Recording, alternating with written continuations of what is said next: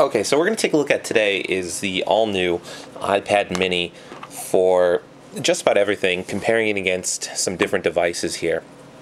So for those of you who don't know, the iPad mini just came out today. It's got the 7.9-inch screen. The big thing about it has been it's thin, light, and smaller version of the iPad. So you know all that. One of the biggest concerns about it has been the screen resolution. It's 1024 by 768. It's 162 pixels per inch. How does it stack up against its competition? So we've had a few hours to play with it now and get an idea of how it works, how it feels. And there's a few initial impressions that you get compared to other devices. Number one, it's incredibly thin and super high build quality. So what does that mean? When you look at thinness, you can't talk about it without talking about the new iPhone 5. It's almost identical thinness. They're just as thin as one another. It might actually even be a little bit thinner. I haven't measured it or anything, but it's incredibly thin. Now, what does that mean? When you see something like the Nexus 7 from Google, it's a smaller device, a 7-inch screen, but it's a lot thicker. It weighs a lot more. So that's the thing that kind of is glaring when you first pick it up, how thin, how light, and how small it really is, while also being a little bit larger screen. So that's something that kind of shocked me was, a few weeks ago, this was a cool, kind of nice device to hold in your hand. Now it feels kind of chunky and bulky in comparison to the iPad mini. So that's interesting. And the iPad with the Retina screen is just like a stack of books. The second thing we were talking about was build quality. Now, everyone knows the iPhone 5 has a really high quality aluminum, forged, laminated screen. It's extremely high build quality. iPad with Retina was also the same way, but it's a little bit different. It has like tapered edges. It's just kind of based on that old iPhone kind of look, I feel like.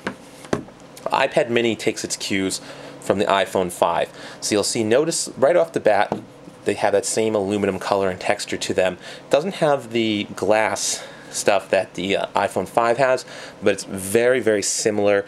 You can see that kind of like the tapered edges around the screen are almost identical.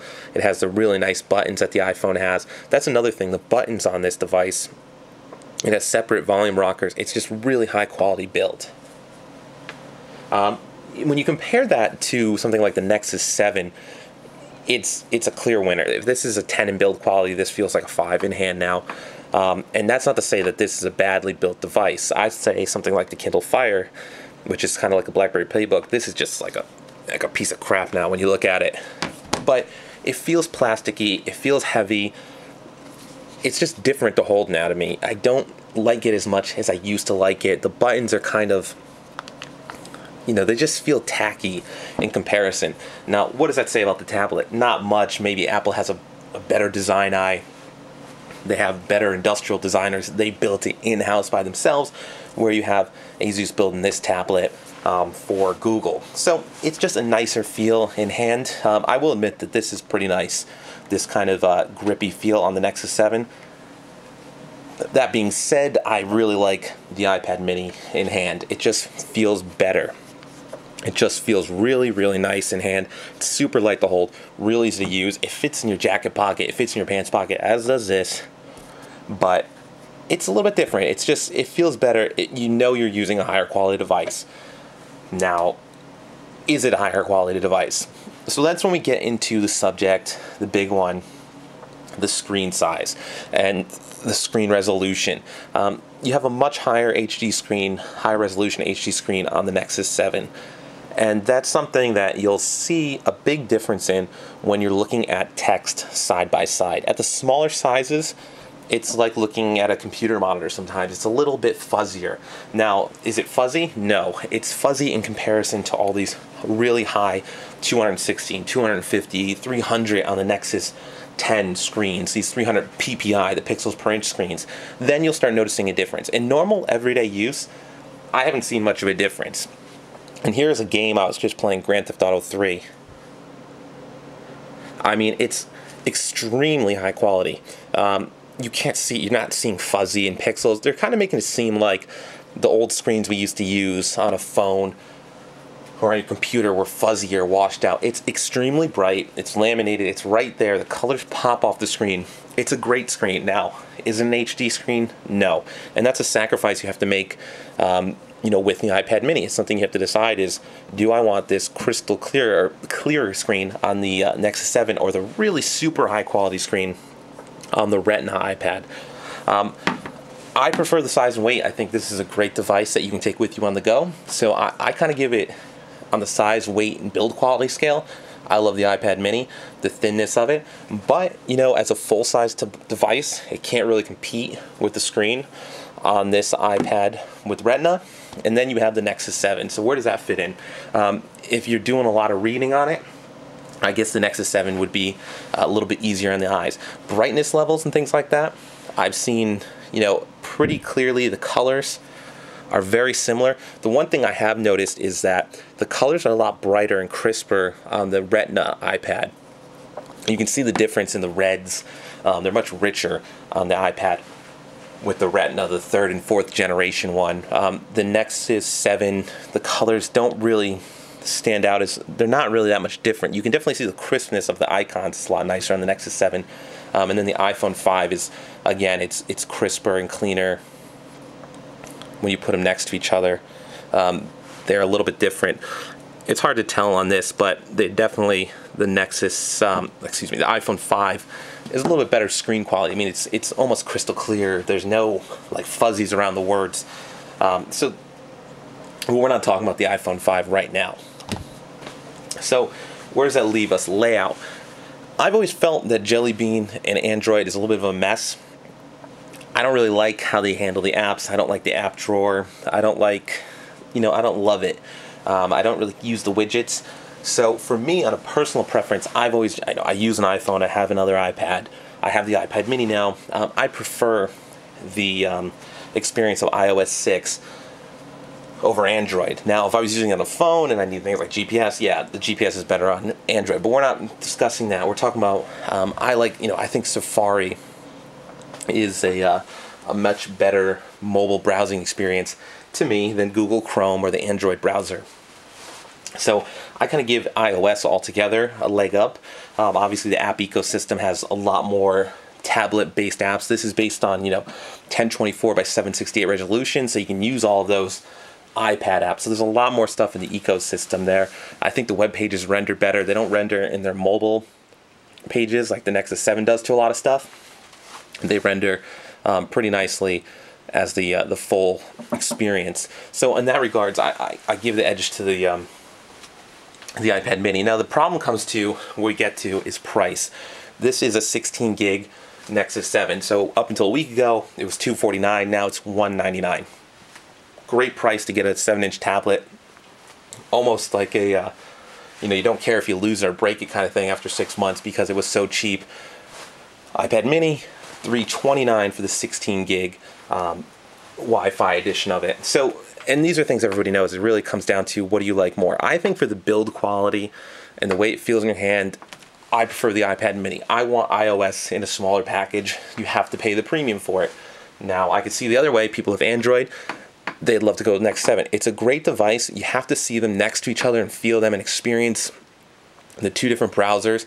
Until you do that and you put them side by side, it's really hard to say, oh, the Nexus 7 is better because it has a faster processor or a higher resolution screen. Well, that's not the end-all be-all. There's computers with more higher resolution screens or better, faster processors that aren't better than certain other notebooks. There's cars that are faster with better, shinier paint. That doesn't make them better. These are things that you have to really experience on the two devices next to each other.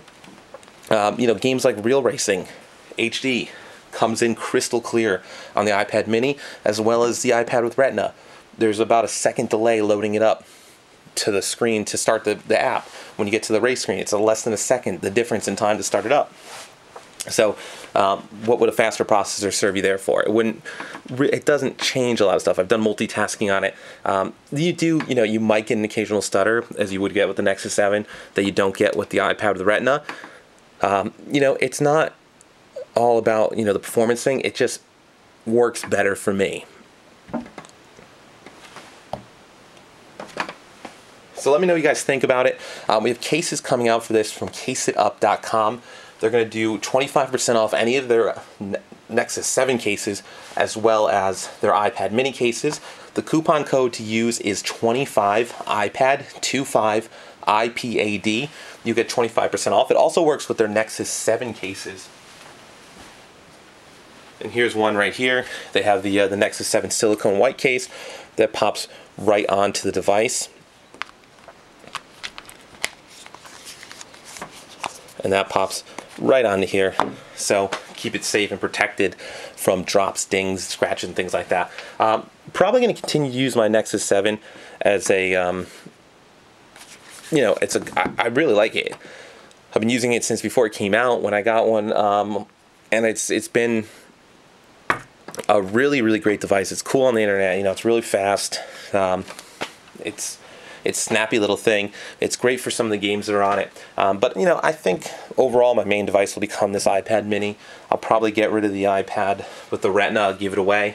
And I'll probably go with iPhone 5 and the iPad mini for now. I think the Nexus 7 serves a purpose, but it just isn't the same kind of quality of device. So I guess you're buying in here for a little bit more money, or for $129 more, you're buying $130 more, you're buying into the ecosystem of apps, you're buying because you prefer iOS over the Nexus 7 with the Android Jelly Bean. If you don't, it's a preference thing. If you like Jelly Bean and you don't prefer iOS, then there's no point to get this device. Then forget it. There's no even argument. If you prefer Android, you go with the Nexus 7, you go with the Nexus 10, and you enjoy it. If you prefer iOS, you're not really going to beat this iPad mini. It's just not going to happen. You're going to be unhappy with the Nexus 7. I felt iOS withdrawal. I've always been with iOS. I liked Safari. I liked the apps. I liked the ecosystem. That's the best way to put it. Really, it's going to come down to who do you prefer, Android or iOS. Me personally, I'm an iOS type guy, but you may find this one to be a little better. I think games run really smooth on this. I think the screen's pretty crisp, but admittedly, there's a lot left to be desired on the screen front. I don't find the A5 chip to be slow or anything like that in my use for a few hours so far. I guess in a few weeks or a few months, I'll have a better, idea. Maybe I'll eat my words and say, hey, the Nexus 7 is the superior device. I think they're pretty even with a slight edge to the iPad mini. And when you see it, when you hold it in hand, I think you'll be initially kind of shocked, like, wow, this is an extremely thin device. Small. It's almost the ideal screen size. I don't know how I feel right now about it. Another big thing is usable space. Is that bar on the Nexus 7, it does a lot of weird stuff with having no buttons. And if you have it, you'll know what I mean. It keeps that black bar always around, and that eats up a lot of space. These two bars on here. I mean, the iPhone, the iPad have it as well, but when you go into the browser, you'll see it cuts off a lot of usable space.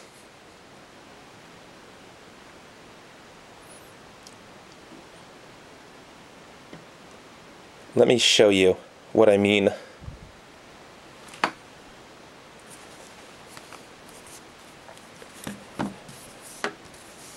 So this is how it renders. They both render ESPN.com. iPad mini, you're getting the full experience. You're getting what you see on ESPN.com. Android, Nexus 7, you're getting a mobile experience of the site. Not the same, and that kind of hurts it. I feel like this renders it crispy and clean. Exactly what you'd see. You flip it over, resizes perfectly for the iPad mini. You flip this, you get black bars. The bottom's cut off here. So you get all the latest news, all the real controls, all the other stuff. This here. And another thing you'll see here, let's put the videos on. So Safari instantly loads the video. And then Nexus 7 puts you into this full screen special video mode.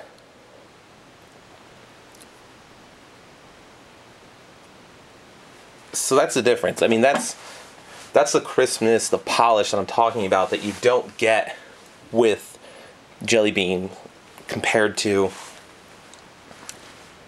iOS.